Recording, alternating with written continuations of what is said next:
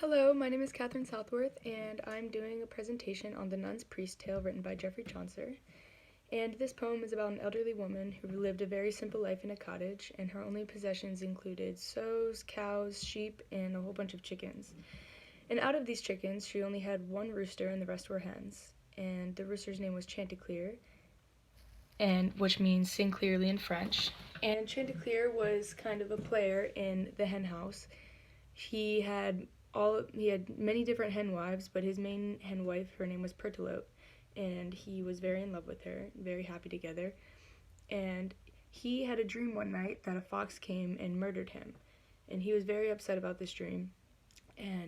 But Pertolote felt like she kept trying to tell him that it wasn't serious and to not really worry about it, and she felt like he was getting sick, and that's why he was having these dreams. So she offered him many different herbs to try to help him. And so, like I said, they were very happy together, and he was finally able to be really happy with her, and he expressed it through many ways.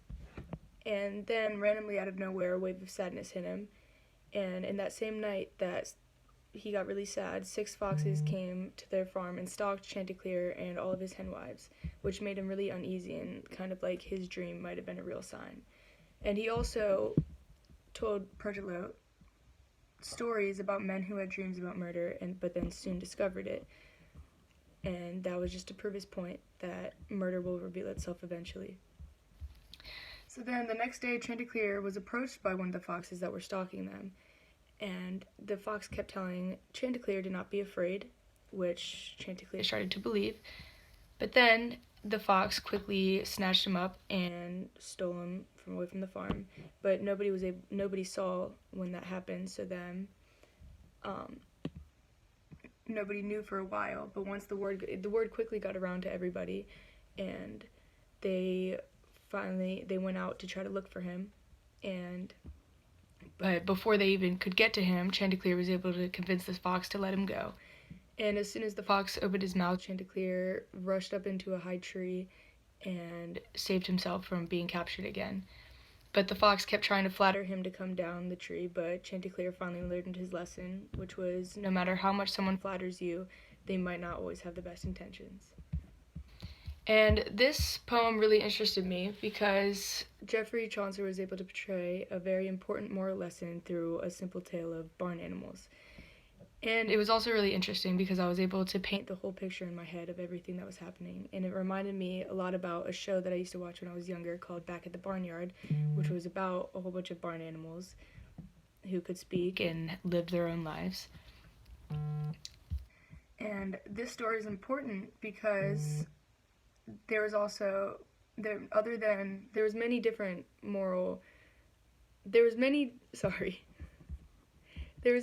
moral lessons that were learned other than just don't trust a flatterer.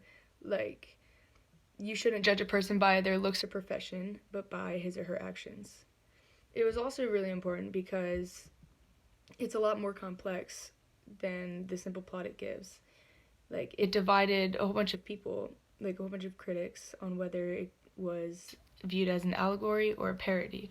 Because if it was viewed as an allegory, then Chaucer's story is about how easy people are taken in by effortless, flattering hands of the wrong people. However, if the story was looked at as a parody, it would just be like an ironic, funny story between a fox and a rooster, or a rooster's love story. So yeah, I really enjoyed this poem a lot. It had a lot of great lessons and meanings behind it, even though it was told through barn animals, which was really cool to me because who knew that you could learn so much through, like, you could just learn anything through whatever somebody writes about, whether it's actual real people, vegetables, barn animals, anything. You can always put a good story behind it and a good lesson. So, thank you.